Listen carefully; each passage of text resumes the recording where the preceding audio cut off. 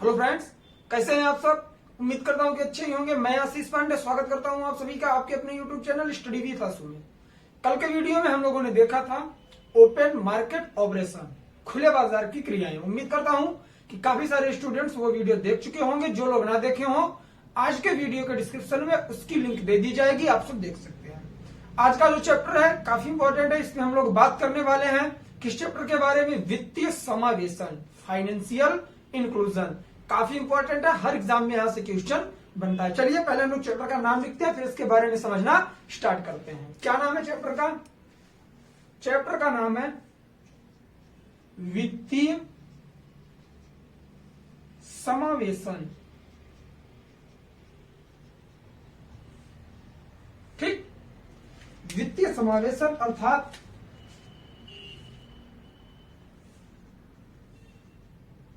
Financial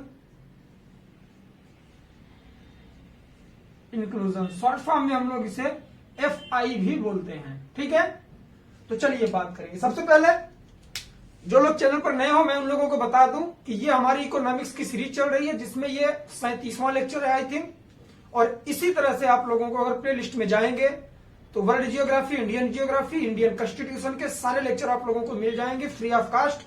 और मेरा motive होता है नोट्स प्रिपेयर करवाना, तो आप लोग भी वहां जाकर प्ले लिस्ट में सारे वीडियो देखकर नोट्स प्रिपेयर कर सकते हैं। चलिए बात करेंगे इसकी। वित्तीय समावेशन, इसका शाब्दिक अर्थ क्या है? वित्तीय समावेशन का आशय है कि देश के प्रत्येक नागरिक तक, चाहे वह अमीर हो चाहे गरीब हो, बैंकिंग सेवाएं अर्थात वित्तीय सेवाएं पहुंचाना। मतलब कि देश के किसी भी नागरिक तक, चाहे वह अमीर हो चाहे वह गरीब हो, उस तक वित्तीय संस्थाओं को पहुंचाना हमारा वित्तीय समावेशन कहलाता है। और वित्तीय सुविधाओं के तहत क्या आता है? जैसे बैंकिंग आ गई, बीमा कंपनियां आ गई, इक्विटी शेयर आ गया। तो ये सारी चीजें प्रत्येक व्यक्ति तक उचित दर पर पहुंचाना ही हमारा वित्तीय समावेशन कहलाता है। मतलब पूरे एक वर्ल्ड को या फिर पूरे एक कंट्री को, जिसके बारे में बात की जा रही है, एक अर्थव्यवस्था के तहत टेक्नोलॉजी के थ्रू जोड़ना। टेक्नोलॉजी का आशय है कि आप सब जानते हैं कि गांव में जब हम लोग आजाद हुए उसके बाद बैंकों का विकास तो हुआ, बट वो विकास केवल शहरों तक सीमित रह गया। लेकिन इसके माध्यम से कहा गया है कि गांव तक के लोगों को बैंकिंग सेक्टर से जोड़ना, ये इसका मोटिव होता है। बात करेंगे कि वित्तीय समावेशन शब्द सबसे पहले कब आया, तो यह 2003 में यूएनओ द्वारा, यूएनओ के एक महासचिव थे कोफे अन्ना, नाम याद रखेंगे, मैं लिखवाऊंगा अभी। 2003 में यूएनए के महासचिव थे कोफे अन्ना। उन्होंने सबसे पहले वित्तीय समावेशन के बारे में बात की। और बात करते हैं कि भारत में, तो सन 2005 में, जिस समय भारत की आरबीआई के गवर्नर थे कौन? वाई वेणुगोपाल रेड्डी।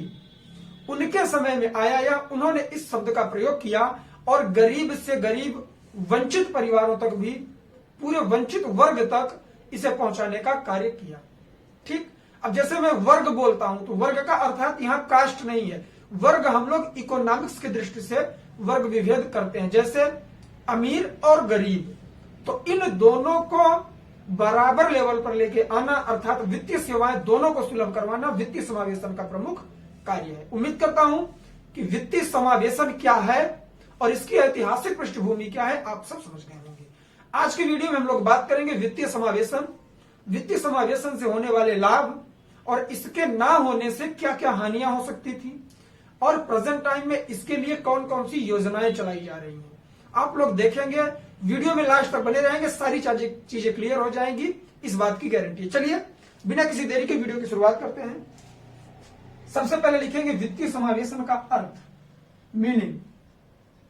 ठीक है, मीनिंग ऑफ फाइनेंशियल इंक्लूजन किसे कहते हैं? समाज के सभी वर्गों तक उचित एवं वहनीय दरों पर,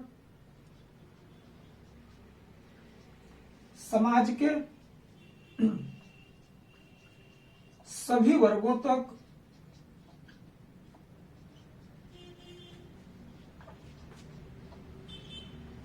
उचित एवं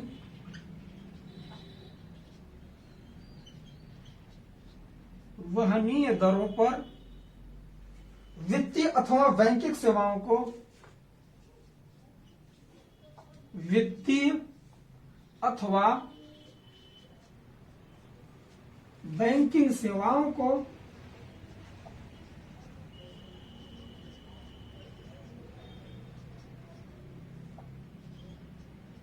उपलब्ध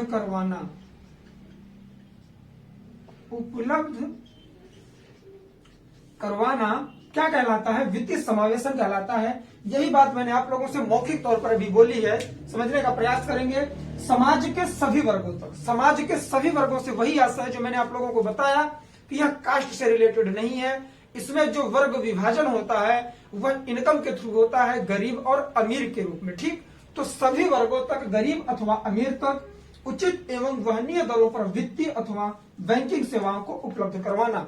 वित्तीय सेवाओं के तहत क्या क्या आता है? हमारा बीमा कंपनी आ गई, इक्विटी शेयर आ गया, बैंकिंग सेवाएं आ गई, तो ये सारे सेक्टर उसके तहत आते हैं। तो भारत के प्रत्येक नागरिक तक इन सारी चीजों की सुविधा पहुंचाना ही वित्तीय समावेशन कहलाता है। चलिए बात करेंगे इसकी ऐतिहासिकता क्या है।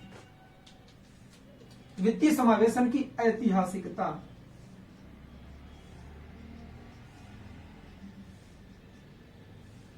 या फिर इसे हम लोग बोल सकते हैं हिस्टोरिकल बैकग्राउंड। पहले पॉइंट के बारे में बात करेंगे, क्या है यह? 2003 में यूएनओ के महासचिव, मैं ये सारी बातें आप लोगों को बता चुका हूं। 2003 में यूएनओ का अर्थ है संयुक्त राष्ट्र महासंघ, ठीक, यूनियन नेशन ऑर्गेनाइजेशन। 2003 में यूएनओ के महासचिव, यूएनए के 2003 में यूएनओ के महासचिव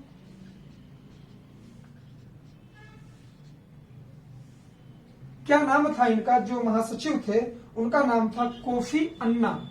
याद रखेंगे ये नाम, कोफी अन्ना ने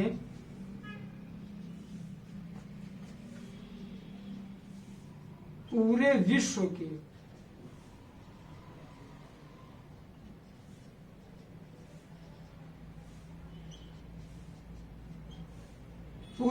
के गरीब वर्गों को लाभ पहुंचाने के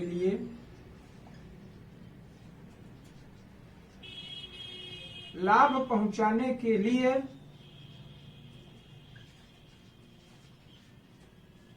इसके बारे में पहली बार बात की। ठीक है, तो ये इसकी हिस्टोरिकल बैकग्राउंड है, पहली बार बात की। अब एक बात आप लोगों के माइंड में जरूर आ रही होगी कि 2003 में अगर यूएनओ के महासचिव ने इसके बारे में बात की कि पूरे विश्व के जो गरीब हैं उनकी भलाई के बारे में सोचा। यूएनओ क्या है? एक तरह से वैश्विक संगठन है।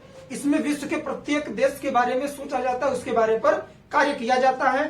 तो वहां पर पूरे विश्व के बारे में इन्होंने, कोफी अन्ना को लगा कि जो गरीब वर्ग है पूरी तरह से वंचित हो रहा है फाइनेंशियल इंक्लूजन से, तो इसे एक करने का एक अच्छा मोटिव यही होगा कि हम लोग वित्तीय समावेशन के तहत सारे गरीब वर्गों तक पहुंच बनाएं, जिससे कि उन्हें भी प्रॉफिट हो सके। तो बात आती है कि सर इंडिया में कब हुआ यह? तो इंडिया में मैंने आप लोगों को बताया वो टाइम पीरियड कौन सा था, ये याद रखेंगे 2003 में कोफी अन्ना, इनका नाम नहीं भूलेंगे। ये क्वेश्चन कई बार पूछ चुका है कि वित्तीय समावेशन के बारे में सर्वप्रथम किसने बात की थी? फाइनेंशियल इंक्लूजन के बारे में, तो वो किया था कोफी अन्ना ने। ठीक है, चलिए दूसरा पॉइंट, भारत में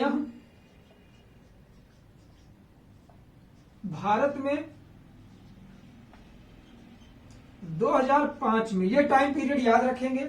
भारत में 2005 में आरबीआई के governor, reserve bank of India के गवर्नर महोदय का नाम क्या था? वाई वेणुगोपाल रेड्डी। वाई वेणुगोपाल रेड्डी, जो आप लोग 2005 तक की नोटें देखते हैं, देखिए गवर्नर कौन होता है? जो आरबीआई द्वारा करेंसी जारी की जाती है उस पर किसका सिग्नेचर होता है? गवर्नर का सिग्नेचर होता है। तो 2005 तक आप लोग देखते होंगे कि यावे रेड्डी, वाई वी रेड्डी करके लिखा रहता था, तो वे वही हैं वाई वेणुगोपाल रेड्डी। ठीक, तो भारत में 2005 में आरबीआई के गवर्नर वाई वेणुगोपाल रेड्डी ने वित्तीय समावेशन शब्द का प्रयोग किया, ने सर्वप्रथम, और यह सर्वप्रथम जो मैं लिख रहा हूं भारत में। ठीक, वित्तीय समावेशन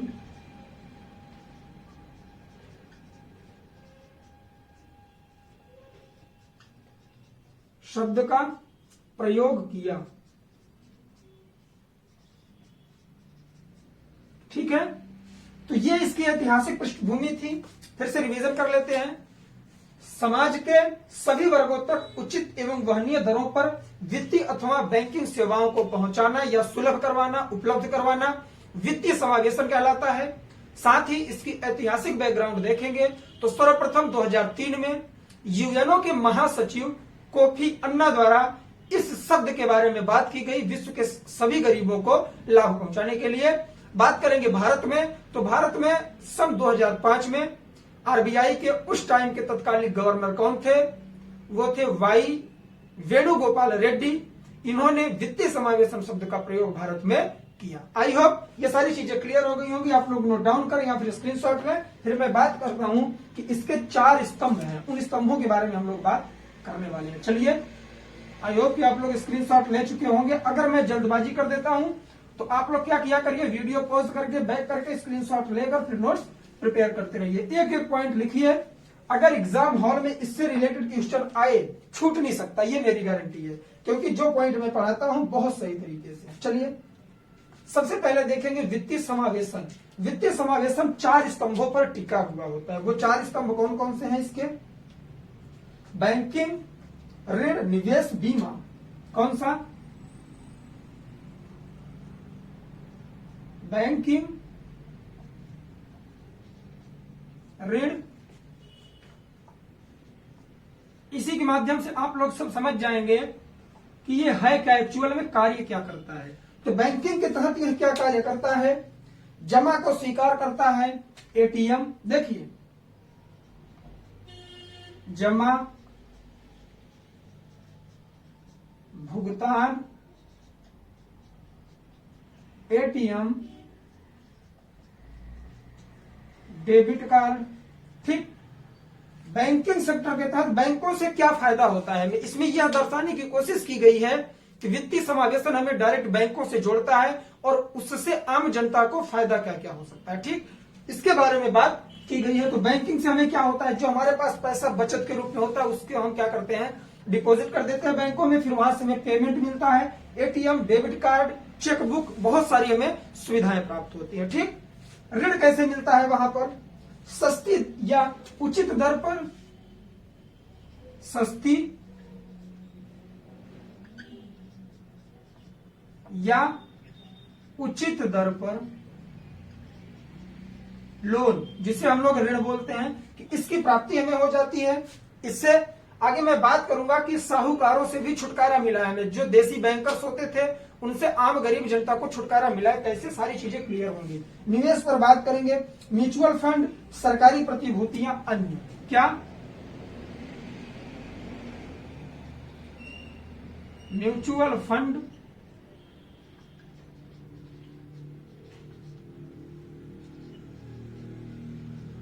सरकारी प्रतिभूतियां या फिर अन्य। कई सारे ऐसे बॉन्ड्स होते हैं जिनके माध्यम से आप इन्वेस्ट कर सकते हो। किसका? अपनी करेंसी का, अपने रुपए का, अपने पैसे का, जो आपके पास ही सिक्योर रहता है। ठीक है, तो निवेश के तहत यह कार्य किया जाता है। साथ ही बीमा क्या होता है? तो जीवन बीमा या फिर सामान्य अथवा गैर जीवन बीमा। जीवन बीमा,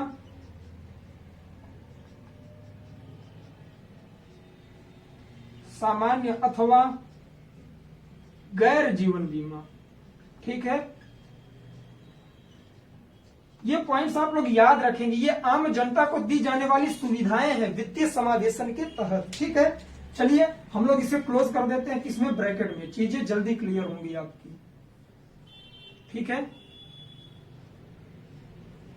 ऐसे समझेंगे, ये वित्तीय समावेशन है, वित्तीय समावेशन के 4 स्तंभ, ठीक। कौन कौन से, बैंकिंग, लोन, इन्वेस्टमेंट और इंश्योरेंस। और इसके तहत कार्य क्या किया जाता है, बैंकिंग के तहत जमाएं स्वीकार की जाती हैं, भुगतान होता है, पेमेंट जिसे कहते हैं, ATM, debit card, credit card, इन सब की हमें प्राप्ति होती है, जिससे हमें काफी सारा फायदा होता है, ठीक। और उसके साथ ही ऋण हमें सस्ती और उचित दर पर मिल जाता है। इन्वेस्टमेंट हम लोग कर सकते हैं म्यूचुअल फंड, सरकारी प्रतिभूतियों के माध्यम से।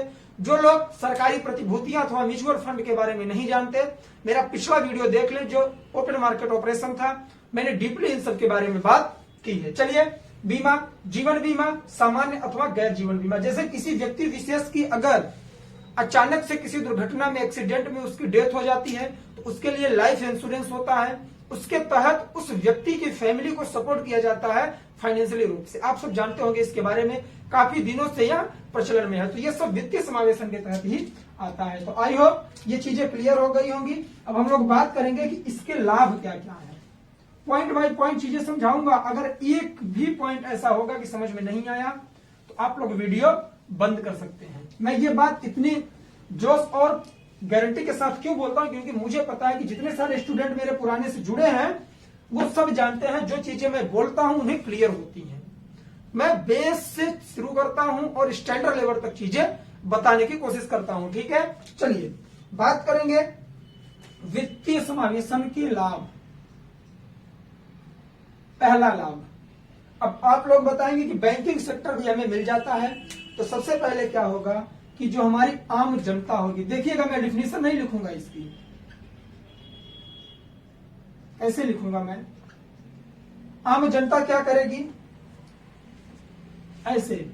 आम जनता के पास होगी बचत, वो बचत लेकर जाएगा वह बैंक में। देखिए ये विकास में कैसे योगदान देता है। आम जनता अर्थात कि हम और आप, हमारे पास क्या है, सेविंग्स है। हम कहां लेकर जाएंगे, घर में तो रखेंगे नहीं, हम बैंक के पास लेके जाएंगे। तो क्या होगा, बैंक जो है इसके पास ज्यादा धन हो जाएगा। ये चीज याद रखेंगे। बैंक के पास अगर हम इन्वेस्ट फरी डिपॉजिट करेंगे, जमाएं देंगे, तो बैंक के पास धन की मात्रा ज्यादा हो जाएगी। तो वह क्या करेगा, ज्यादा ऋण प्रोवाइड करेगा, ज्यादा ऋण प्रोवाइड करेगा। क्योंकि बैंक का कार्य ही होता है आपसे पैसे लेकर किसी और को दे देना, एक गारंटी के तहत कि आप जब चाहोगे पैसा आपका मिल जाएगा। बैंकों का मुख्य कार्य यही होता है, जमाएं स्वीकार करना और ऋण प्रदान करना। और वो हमारे और आपके पैसे से ही खेल खेलता है और पैसे कमाता है। मान लीजिए आपने कहा बैंक में जमा किया 1 लाख रुपए, आपको वो इंटरेस्ट दे रही है 7%, ठीक। और यही 1 लाख रुपए वह लोन के रूप में किसी को दे देगी और उस व्यक्ति से लेगी वह 15%। तो 7% तो आपको देगी, 15% अपने पास रखेगी। तो ये होता है बैंक का मुख्य कार्य। जो लोग ना समझे हो समझ लें, ठीक है। उसके बाद जब यह लोन प्रोवाइड करेगी तो आर्थिक विकास होगा। क्या होगा, आर्थिक विकास। आर्थिक विकास से रोजगार बढ़ेगा। अब सोचिए कि एक व्यक्ति के पास जो सेविंग्स है, उस सेविंग की कहां कहां यूज की जाती है। जो बचत है, हमारे पास बचत थी, हम लेके गए बैंक के पास। बैंक अपने पास पैसे रखता नहीं, मैंने आप लोगों को बताया। वो तो उसके पास जैसे ही ज्यादा धन हुआ, वह ज्यादा मात्रा में ऋण प्रदान करने लगेगा। जब वह ज्यादा मात्रा में ऋण देगा, इससे देश का आर्थिक विकास होगा, इकोनॉमिक डेवलपमेंट होगा। अगर डेवलपमेंट होगा, इंडस्ट्रियां वगैरह लगाई जाएंगी या फैक्ट्रियां चलाई जाएंगी, कुछ भी होगा, तो उसमें जो व्यक्ति बेरोजगार है उसे रोजगार भी मिलेगा। तो इससे अनएम्प्लॉयमेंट की भी समस्या काफी हद तक दूर हो गई है। आई होप पहला पॉइंट आप लोगों को सारी चीजें क्लियर कर दिया होगा। चलिए दूसरा लाभ हम लोग देखते हैं। सस्ते ऋण मिलने से साहूकार की वरीयता खत्म। इसी के बारे में मैं बात कर रहा था। सस्ते ऋण मिलने से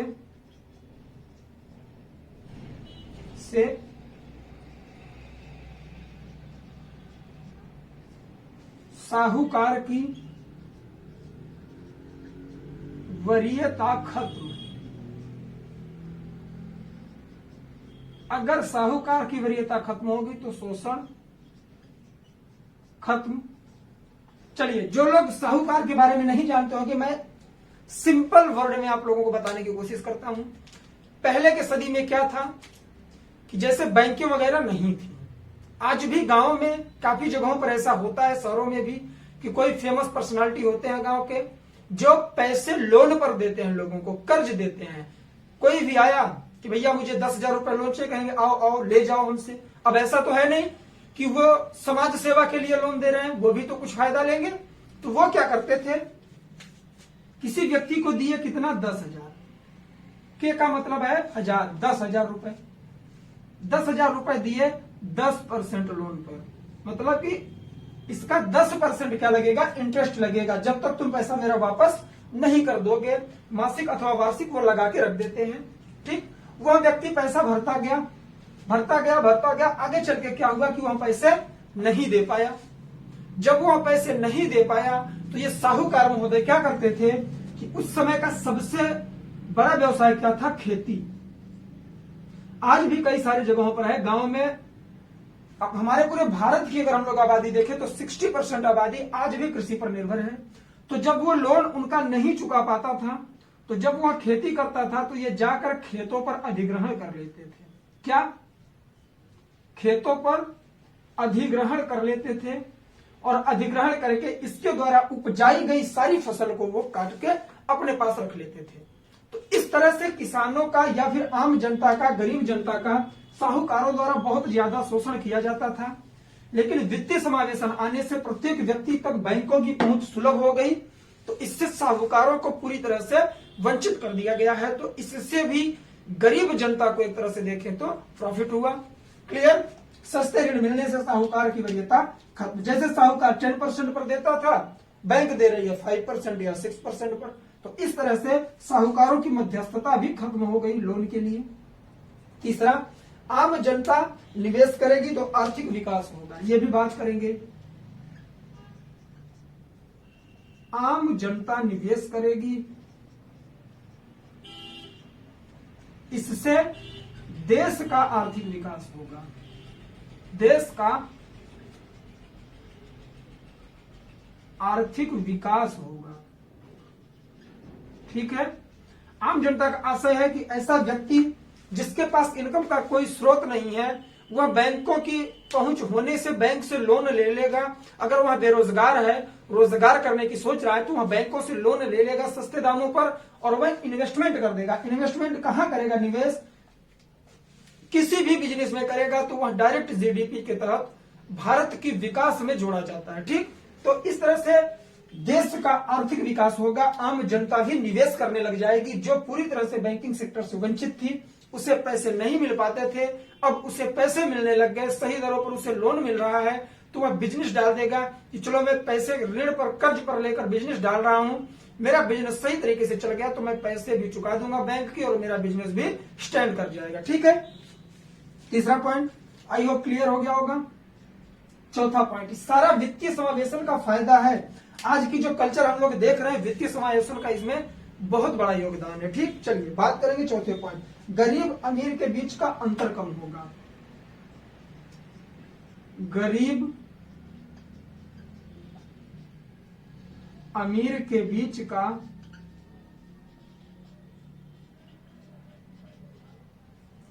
अंतर कम। ये तो मैं नहीं मानता कि पूरी तरह से हो गया है, लेकिन हाँ, कुछ हद तक गरीबों में सुधार आया है। बैंकिंग सेक्टर में अगर एक आज भी जाएंगे आप लोग, पहले क्या था कि जो प्राइवेट बैंकिंग थी, जब राष्ट्रीयकरण नहीं हुआ था 1969 के पहले, क्या कंडीशन थी आजादी के बाद भी, कि उद्योगपतियों का दबदबा होता था बैंकों पर।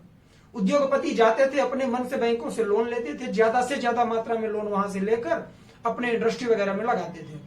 आम जनता को इससे वंचित किया जाता था, और आम जनता का बैंक पर भरोसा भी नहीं होता था, क्योंकि वो जो बैंकें होती थी वो किसी न किसी उद्योगपति की ही होती थी, उन्हीं के माध्यम से चलाई जाती थी। ठीक, तो उस समय गरीब और अमीर के मध्य की जो खाई थी बहुत ज्यादा बढ़ गई, कि जो व्यक्ति अमीर था बहुत अमीर हो गया, जो गरीब था वह बहुत गरीब हो गया। ठीक है, तो इसके माध्यम से यहाँ कहा गया कि जब बैंक से प्रत्येक व्यक्ति को जोड़ा जाएगा तो अमीर और गरीब के बीच का जो फासला है वह कम होगा, क्योंकि जो गरीब व्यक्ति है वह भी स्टैंड ले सकेगा और वह भी कुछ ना कुछ बिजनेस कर सकता है, उद्योग लगा सकता है। ठीक, कैसे? बैंकों से लोन लेकर। तो इसे मैं पूरी तरह से सही नहीं मानूंगा।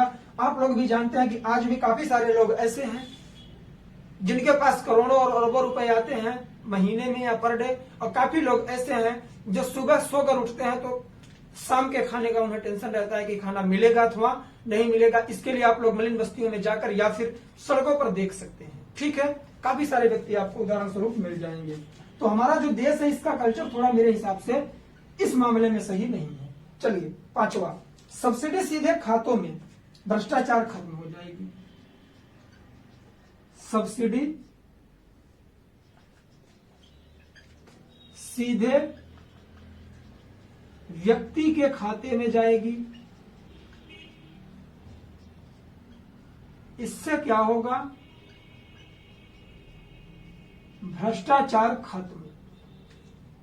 मैं आज यहां एक बात करूं, आप लोगों ने सुना था जब नरेंद्र मोदी की सरकार आई थी सबसे पहले 2014 में, तो इन्होंने क्या बोला था? प्रधानमंत्री जन धन योजना लाए थे। ठीक है, ये खाते खुलवा रहे थे और बोले थे कि 15 लाख रुपए दूंगा। वो राजनीतिक मुद्दा है, उस पर मैं नहीं जाऊंगा। इनका मोटिव ही था कि प्रत्येक व्यक्ति का अकाउंट ओपन हो तो वो अपनी सेविंग्स को बचा कर रख सकेगा। और जितनी भी सरकारी योजनाएं आती हैं, आप सब इस समय देख रहे होंगे, जितनी भी सरकारी योजनाएं, मैं लास्ट में बात करूंगा, उन सारी योजनाओं का लाभ प्रत्येक व्यक्ति से डायरेक्ट दिया जा रहा है। किसी बिचौलिए की या एजेंट की, दलाल की जरूरत नहीं पड़ रही है। पूरी तरह से आपके अकाउंट में पैसे डाले जा रहे हैं। जो योजनाएं लाई जा रही हैं तो उसके माध्यम से सब्सिडी भी आपको प्रोवाइड होता है। जैसे आप लोग गैस सिलेंडर लेने जाते हैं तो उसमें भी आपको कुछ सब्सिडी मिलती है, तो वो डायरेक्ट आपके अकाउंट में आ जाती है कट के। पहले क्या था कि दलालों के माध्यम से आता था, बहुत व्यक्तियों को पता भी नहीं चलता था कि मेरा पैसा कोई और खा रहा है, लेकिन सरकार की तरफ से सब्सिडी दी जाती थी। तो ये सारे जो अकाउंट्स वगैरह ओपन करवाए गए थे उसका मोटिव ही यही था कि कोई भी व्यक्ति होगा अपनी सेविंग भी बचा कर रख सकेगा बैंकों में, और साथ ही साथ उसे सब्सिडी वगैरह या किसी भी सरकारी योजना का पूरी तरह से 100% लाभ मिल सकेगा। ठीक, आई होप ये सही तरीके से समझ गए होंगे कि भ्रष्टाचार कैसे खत्म किया गया इसके बीच से। छठवां पॉइंट, सब्सिडी सीधे खातों में, कमजोर वर्ग की स्थिति में सुधार आया, ये आप सब जानते हैं। बीमा,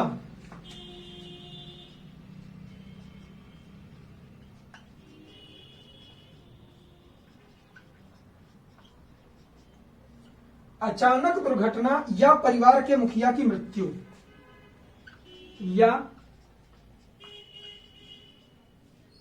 परिवार के मुखिया की मृत्यु अगर होती है तो क्या किया जाता है? आर्थिक सहायता प्रदान की जाती है। आर्थिक सहायता प्रदान की जाती है।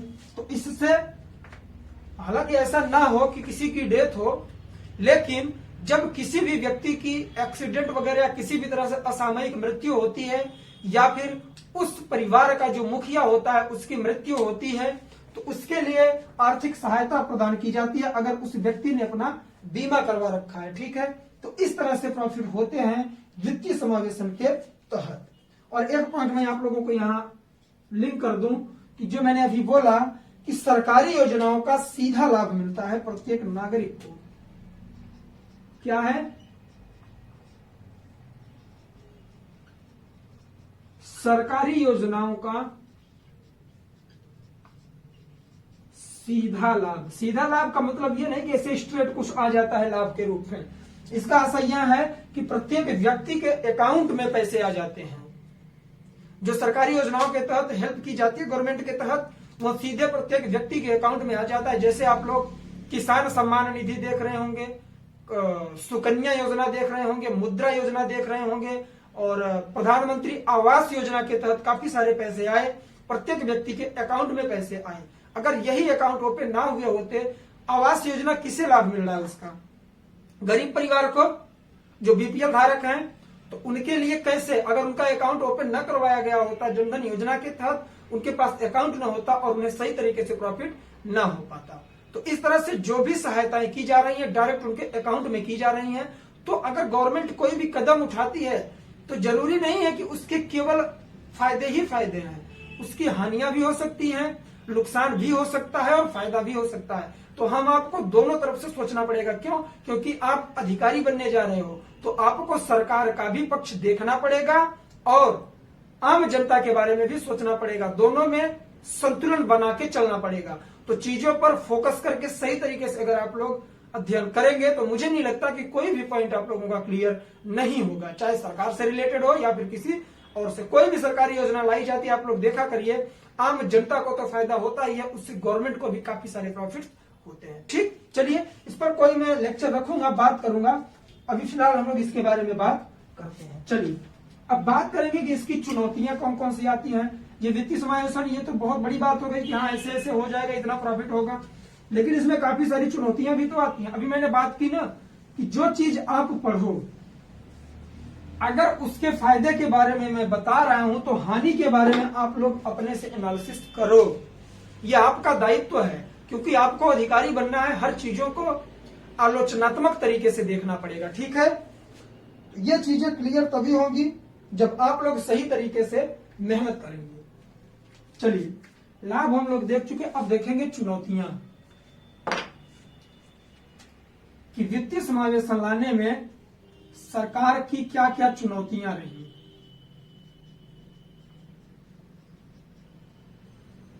चुनौतियां आप सब बताइए। पिछड़े वर्ग में, गांव में, पिछड़ा वर्ग अर्थात शैक्षिक रूप से पिछड़ा वर्ग में कह रहा हूं, कास्ट पर मत जाइएगा। पिछड़े वर्ग जो होते हैं शैक्षिक रूप से या फिर गरीब होते हैं, उनमें सबसे बड़ी समस्या क्या होती है? वित्तीय समावेशन का फायदा वे कैसे नहीं उठा पाएंगे? तो सबसे बड़ा रीजन जो है निरक्षरता। पहला पॉइंट ही है क्या? या असाक्षरता या फिर निरक्षरता। मैं इन सब में चीजें लिखूंगा नहीं, सिर्फ समझाऊंगा।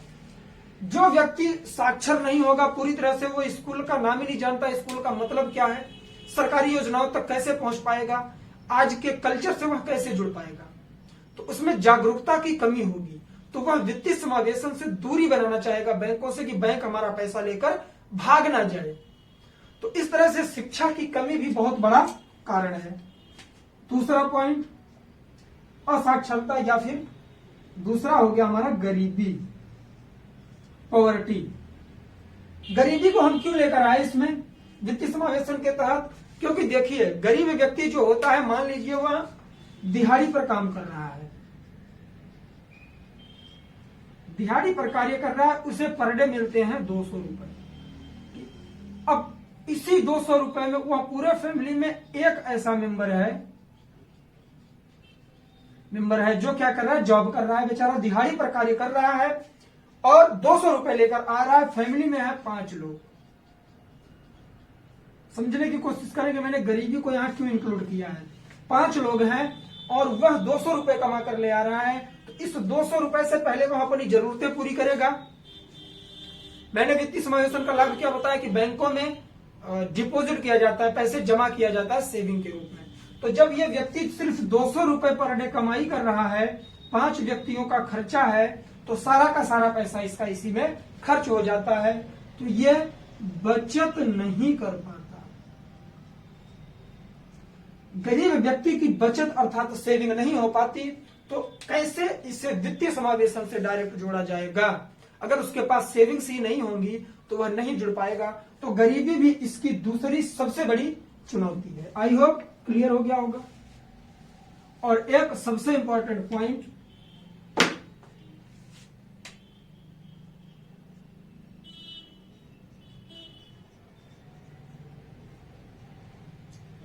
ग्रामीण क्षेत्रों में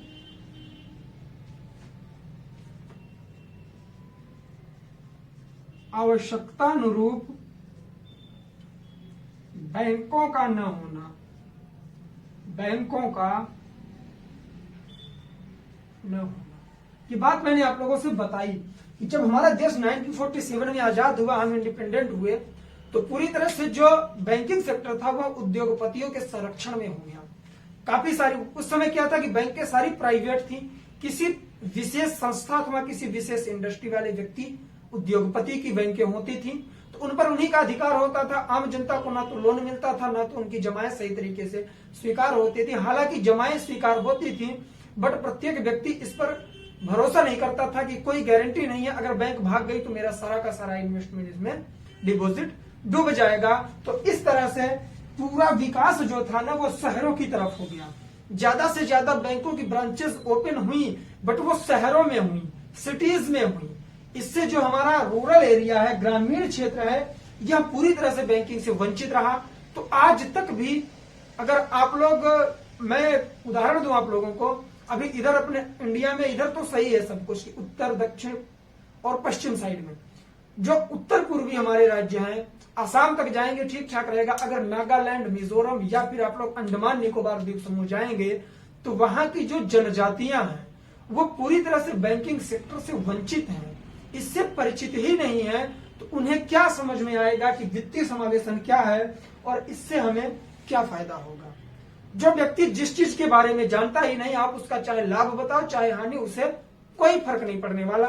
तो इस तरह से ग्रामीण क्षेत्रों में भी पहले क्या था कि बैंकों का कम विकास हुआ था। अब तो हालांकि बहुत सारी जन सेवाएं खुल गई हैं, बैंकों की ब्रांचेस हो गई हैं, तो जनता जागरूक हो रही है। वरना ग्रामीण क्षेत्रों में आवश्यकता अनुरूप बैंकें नहीं थी।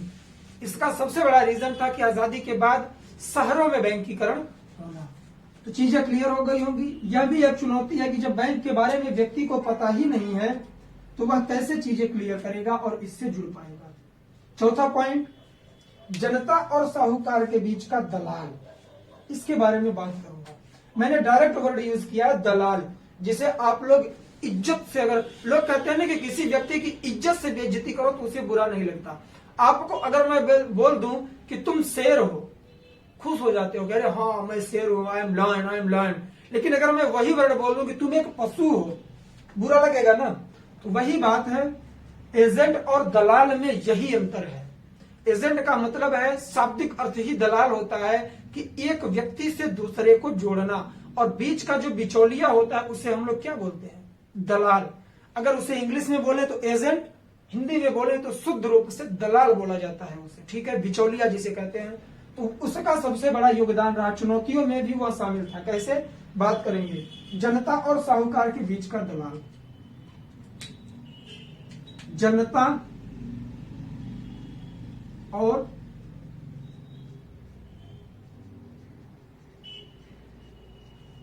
सरकार के बीच का दलाल, बिचौलिया भी बोल सकते हैं आप लोग, या एजेंट बोल सकते हैं, जैसा आपको सही लगे। मैं क्यों बोल रहा हूं, क्योंकि इस पर खुन्नस है। कैसे, इन्हीं लोगों की देन है जो हमारा देश गुलाम हुआ, और इन्हीं लोगों की देन है जो आज भी हमारा देश काफी सारे सेक्टर्स में पिछड़ा हुआ है। यह आम जनता को जुड़ने ही नहीं देते विकास की योजनाओं से। इसमें कैसे नहीं जुड़ने दिए, फाइनेंशियल इंक्लूजन में, बैंकिंग सेक्टर से मैं बात करूंगा। देखिए, सॉरी सरकार नहीं, यहां साहूकार, सॉरी माफ करिएगा, साहूकार।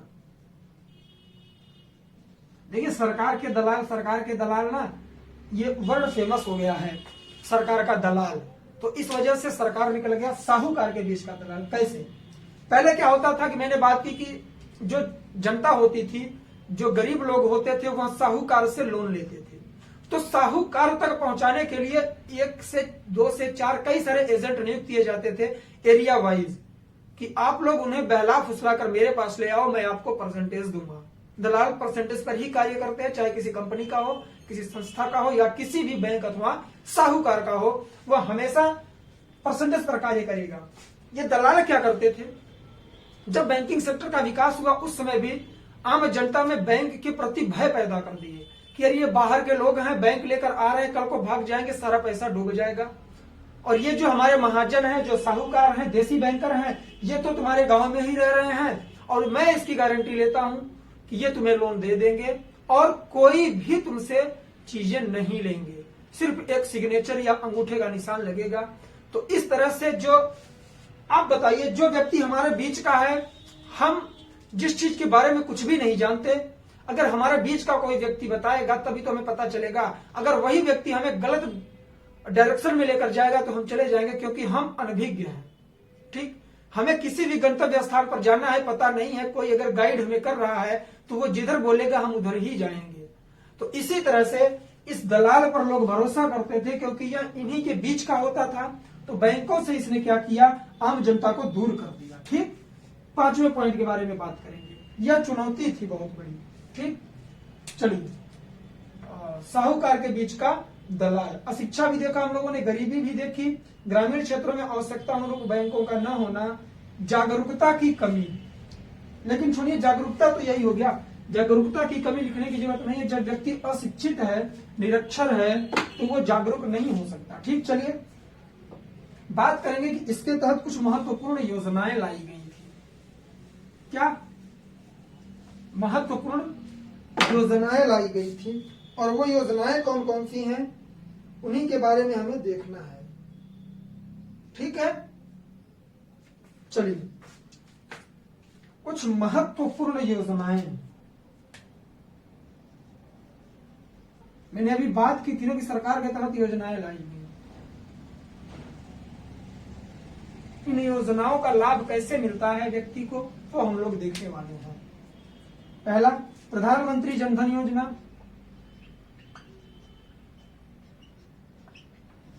प्रधानमंत्री जन धन योजना, जिसके तहत अकाउंट ओपन करवाए गए थे। शॉर्ट फॉर्म क्या लिखते हैं, PMJDY। PMJDY, ये कई बार क्वेश्चन पूछ चुका है कि इसका फुल फॉर्म क्या होता है। दूसरी योजना हमारी कौन सी है, प्रधानमंत्री मुद्रा योजना। प्रधानमंत्री मुद्रा योजना। मैं सारी योजनाएं एक्सप्लेन नहीं करूंगा, बस ये आप लोगों को एग्जांपल दे रहा हूं कि उनका डायरेक्ट प्रॉफिट हो रहा है आम व्यक्ति तक, कि जो पैसे आ रहे हैं उनके अकाउंट में सीधे आ रहे हैं, सब्सिडी उन्हें ही मिल रही है। तीसरी योजना, अटल पेंशन योजना, ये भी आप लोग जानते होंगे, अटल पेंशन योजना। मैं ये एग्जाम्पल के स्वरूप लिख रहा हूं योजनाएं, सारी योजनाएं भी नहीं लिख सकते, बहुत सारी योजनाएं आई हैं। कोशिश करूंगा कि 5 से 6 योजनाएं मैं आप लोगों को बता दूं जो मुझे याद है। प्रधानमंत्री जन धन योजना, प्रधानमंत्री मुद्रा योजना, अटल पेंशन योजना, और उसके बाद आती है हमारी प्रधानमंत्री सुरक्षा बीमा योजना। कौन सी, प्रधानमंत्री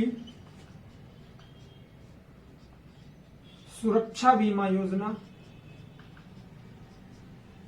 उसके बाद आती है हमारी कौन सी, सुकन्या समृद्धि योजना। ये इंपॉर्टेंट है, याद रखेंगे,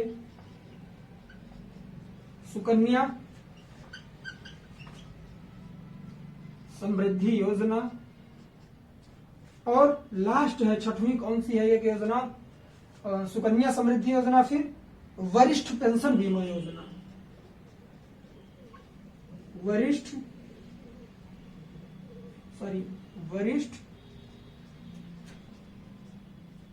पेंशन योजना। मतलब इन सब का डायरेक्ट प्रॉफिट होता है उस व्यक्ति को जिसके लिए योजनाएं बनाई गई हैं, उसके अकाउंट में। किसके माध्यम से, फाइनेंशियल इंक्लूजन के माध्यम से बैंकों से जोड़ा गया प्रत्येक व्यक्ति को। ठीक है, तो आज के वीडियो में बस इतना ही। आई होप फाइनेंशियल इंक्लूजन से रिलेटेड जितने भी आप लोगों के कंफ्यूजन होंगे सब दूर हो गए होंगे, क्लियर हो गए होंगे। उम्मीद करता हूं कि यह वीडियो आप लोगों को पसंद आया होगा। अगर वीडियो पसंद आया है दोस्तों में शेयर करिए, नए हो चैनल को सब्सक्राइब करिए और बेल आइकन जरूर प्रेस करिए, जिससे कि इस तरह का कोई भी वीडियो आए उसकी नोटिफिकेशन सबसे पहले आपको मिले। तो आज के लिए बस इतना ही, अब इजाजत दीजिए, मिलते हैं नेक्स्ट वीडियो में।